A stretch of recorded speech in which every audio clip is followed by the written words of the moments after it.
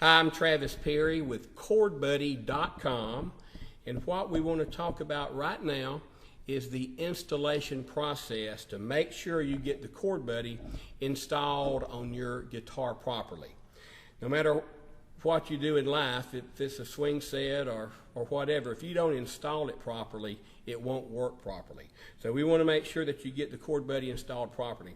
When you take it out of your package, you want to unscrew this screw right here, and you want to slide this collar back. This collar right here is movable, and it's what tightens up with this screw to tighten up to the side of your guitar neck. Okay, so you want to unscrew this as far out. Now, if it comes out just like it did, no problems. Put it right back on, and just screw the screw back in.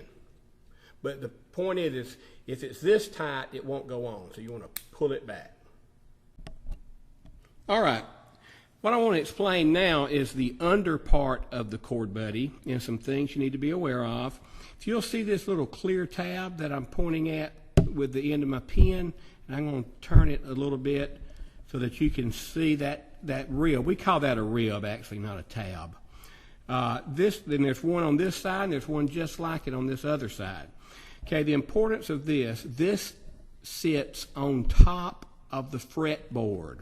On top of the fretboard and not on the side of the neck. If this happens to you put it on the side of the neck, it will not play properly. So this sits just outside the little string, which is an E, and the big string, which is also an E, just right beside it on top of the fretboard. Okay? Now I'm going to show you how to put it on the guitar neck. So we're going to go down to the guitar neck. Make sure that your collar is back, so you've got enough room to sit it on. Get the left side on first. Make sure that you're sitting on top of the neck, and then go ahead and rest it over so that the other rib is sitting on top of the neck. At this point, push your collar in. Just push it in, and it should stay. Now, what I want to point out here is if you go ahead and slide this back till your ribs hits the nut, and the nut is what these strings ride over.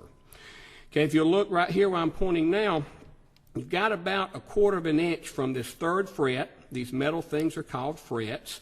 So you count up 1, 2, 3. You've got about 1/4 to 1/2 of an inch here to make it play its best. Go ahead and scoot it down just a little bit on your guitar so that this tab, this rubber gray booty, when you press down the blue button, hits just behind the third fret. Not on top of it, and for sure not in front of it, because that would be playing a totally different chord than a G chord. So press it down and test it. Make sure that it's hitting just behind the third fret. At this point, tighten up the screw. Go ahead and get it as tight as you can get it with your fingers. Don't get a vice grips or a pair of pliers, but get it as tight as you can get it with your fingers. Then I can just press this blue button down. As you've just heard, it's playing a perfect chord. Playing a perfect D chord, perfect G chord. I'm going to tilt the guitar up, show you the proper angle.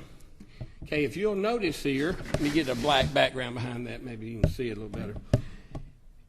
There's a little upward angle from here to here. You've got an upward angle off of the strings. The purpose for this is as you strum your guitar, the strings will go in a circular fashion, and they get a wider path down here. So you don't want the string to hit the bottom of this rubber booty, because it will cause it to buzz. All right? So make sure you have a slightward upward angle. Now I'm going to purposely tilt it down just a little bit. I'm going to make it the way you don't want it. See how it's flat now? What's happened, you've pulled this back rib up so it's not resting on the fretboard. Now it will probably hear that buzz. That's the sound you don't want. if that happens to you, don't worry about it.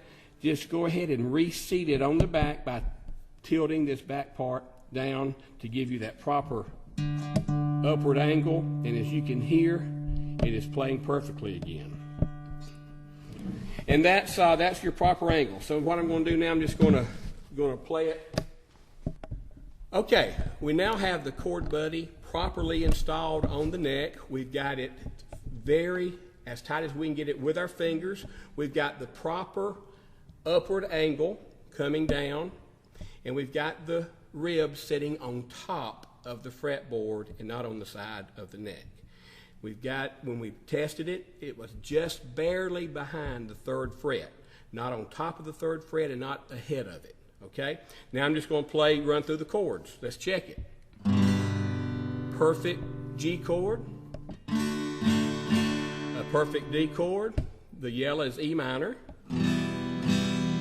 perfect D minor, and then your green is your C, a perfect C chord. So, as you can see, with proper installation, the Chordbuddy will play as it's designed to play, will not buzz out on you and have any extra noise that you don't want. We will be having other videos coming forth that I want you to tune into. We'll have some lesson plans and whatnot. I'm Travis Perry with Chordbuddy.com.